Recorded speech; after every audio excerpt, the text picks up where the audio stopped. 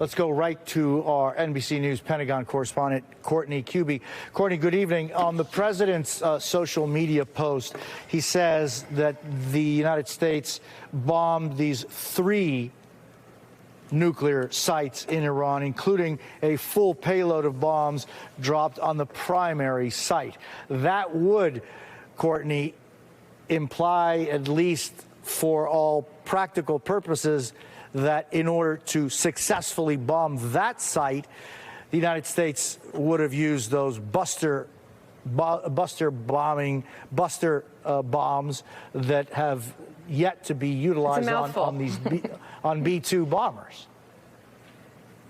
Yeah, so we don't have a lot of detail at this point. Here's a couple things that I would take away from the president's Truth Social. Number one, he said we have completed are very successful. That, to me, would indicate that this was sort of the bombers went in, or the potentially other aircraft, most likely other aircraft as well, went in here, they conducted this bombing run, and they got out. They've cleared Iranian airspace. That's generally the point at which military officials or the White House, I guess, would release any kind of information once they are clear of that potentially dangerous airspace over Iran.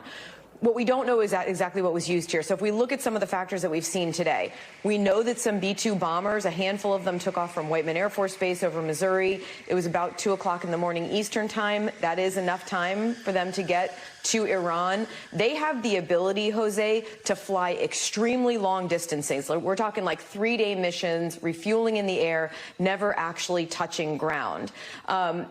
Again, we don't have confirmation that was what was used here, but we have been talking all week about how difficult it would be to actually bomb Fordo. The actual facility sits somewhere in the neighborhood of about 300 feet below the surface of the Earth, and it's underneath reinforced concrete. Now, the U.S. has these bunker busters you mentioned. They're technically called a massive ordnance penetrator. And what they are, these huge, really heavy bombs. They're only about 5,000 or 6,000 pounds of total explosives, but they're about 30,000 pounds in total payload, meaning that the majority of that weight is coming from these really heavy, strong, basically outer casings that have the ability to penetrate deep into the earth about 200 feet down before detonating. Jose, if they really wanted to take out Fordo, it would take a number of these mops or these bunker busters to just continue to pound at that concrete until they're able to fully break through it. Again, we don't know that that was used, but it makes the most sense. And as we've been saying, it's one of the capabilities that Israel simply does not have. They don't have bombs of this size, and they don't have the aircraft, the B-2, that are able to actually deploy them. One thing I was surprised about this was that the U.S. hit 3 different sites, as we heard from the president here tonight, not just at Fordo that we've been talking about. They also hit Natanz. Israel has already been striking Natanz over the last week plus now, and they also hit Esfahan. Now, the next big question is, well, several questions. One, is the U.S. going to continue? Is this a one and done? Based on the president's statement, he said completed. You know, we'll take that for now as to be this mission right now is completed for the United States. The next question, will Iran respond and how? The biggest concern all along is that Iran, or more likely Iranian proxies, would go after U.S. installations and assets in the region. There's a lot of them right within very close striking distance of Iran. But one thing that the U.S. has going for them in this is, number one, they've started getting some Americans out of there. They've started moving some assets around to get them out of harm's way.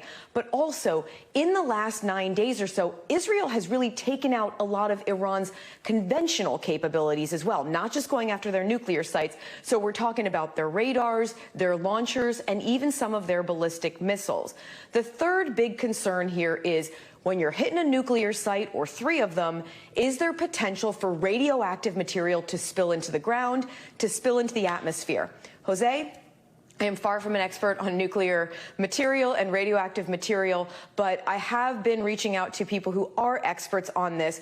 They say that the risk of that at Fordo is expected to be relatively low. James Acton, who's an expert on these sorts of issues, says that the material there is very low in radioactivity anyway at Fordo. And so the risk of it spilling into the atmosphere is low. The same with Natanz. We also heard from the IAEA this week, after those first strikes on Natanz, they said there is very very little indication of anything getting out. The big concern here is if they were to hit Bushehr. That's at one of the facilities where there could be some sort of a fallout of radioactive material.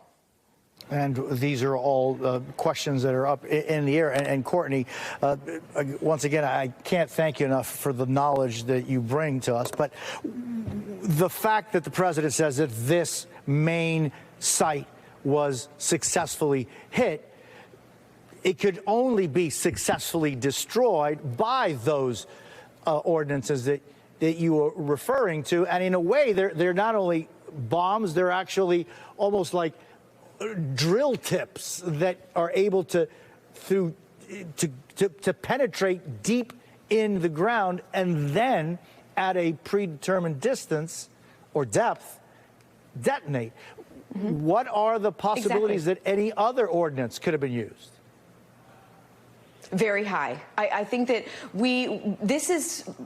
again, we don't know, but the sorts of planning that was going into this that we've been hearing, the sorts of ideas that have been out there. Remember, this is not like, 10 days ago, the United States and Israel started talking about the potential for one day going after Iran's nuclear program and what it would look like. These are the kinds of plans that have been there for years and years, and they just update them and they dust them off as things develop.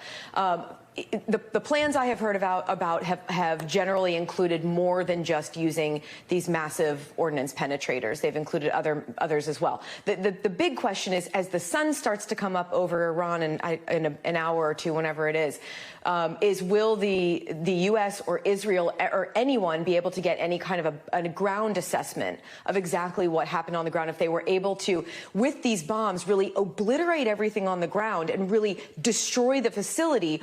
Or is there some way that with these bombs that they drop, they can almost make it collapse in on itself, for all intents and purposes, entomb itself underground so that it still would be rendered unusable? We thank you for watching, and remember, stay updated on breaking news and top stories on the NBC News app or watch live on our YouTube channel.